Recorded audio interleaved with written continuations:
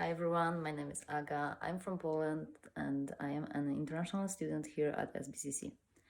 Today I would like to share with you a couple of ideas how to deal with this difficult time. Tip number 1, plan your day ahead.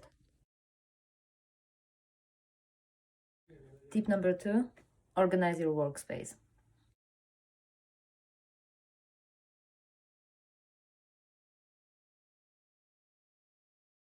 Number 3, stay in touch with your friends. Tip number 4, avoid fake news.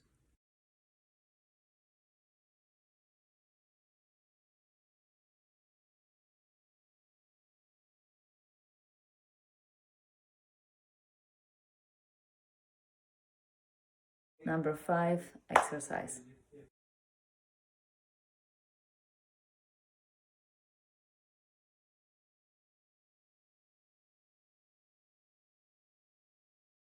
So I'm lucky enough to live really close to this beautiful area. There's no one here. So guys, if you can go outside, exercise, jog, walk, hike.